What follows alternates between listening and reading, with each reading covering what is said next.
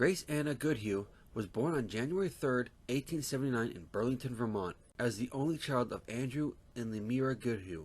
She began her education at 5 years old at a local public school in Burlington and attended Burlington Public Grammar School. It was during this time that she took an interest in music and took private piano lessons. In 1893, she entered Burlington High School.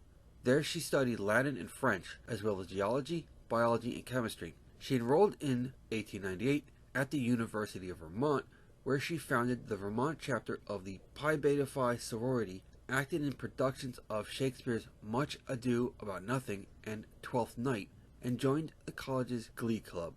She would go on to be the first First Lady to have earned a 4-year undergraduate degree. From 1902 to 1904, she studied lip reading at Clarke Schools for hearing and speech and became a teacher there. The education of deaf children remained her lifelong passion. Grace dated several young men during college. One relationship, that with Frank Joyner, was serious enough that marriage seemed inevitable. She ended the relationship in 1903 when she met a young rising attorney named Calvin Coolidge. In the summer of 1905, Calvin proposed in a form of an ultimatum. "I am going to be married to you." Grace readily consented, but her mother objected and did everything she could to postpone the wedding. They married on October 4, 1905 at 2:30 p.m. in a small ceremony which took place in the parlor of Grace's family house, having overcome her mother's objection to the marriage. They honeymooned for a week in Montreal, Quebec, Canada, and settled in Northampton, Massachusetts, America, where they occupied what is now known as the Calvin Coolidge House until 1930. Calvin Coolidge's political career took off in 1907 when he was elected to the Massachusetts General Court. After this term in the state legislature ended, he served 3 consecutive one-year terms as Lieutenant Governor of Massachusetts and 1 term as governor. In 1920, he was elected vice president and took office in March 1921. Grace did not maintain much of a public profile. She instead raised their 2 children, John and Calvin Jr.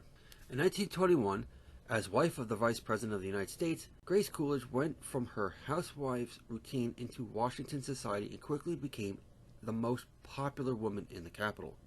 Then, on August 2, 1929, President Harding died unexpectedly from a heart attack in San Francisco while on a speaking tour of the western United States.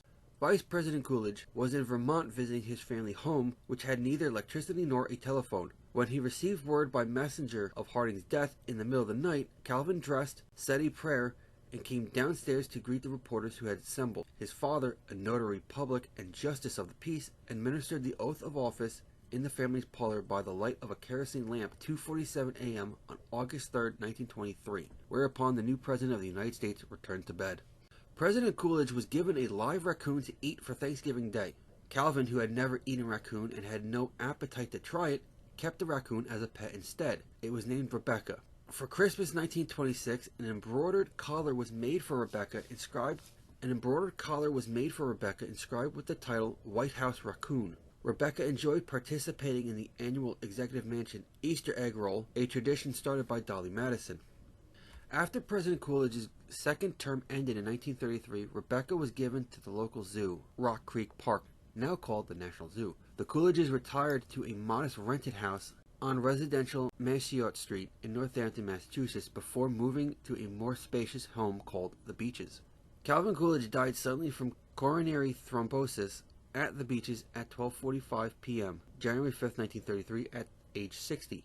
After her husband's death, Grace Coolidge continued to work on behalf of the deaf. She was also active in the Red Cross, civil defense, and scrap drives during World War II. Grace kept her sense of fun and her aversion of publicity until her death on July 8, 1957, at the age of 78. She was buried next to her husband in Plymouth, Vermont.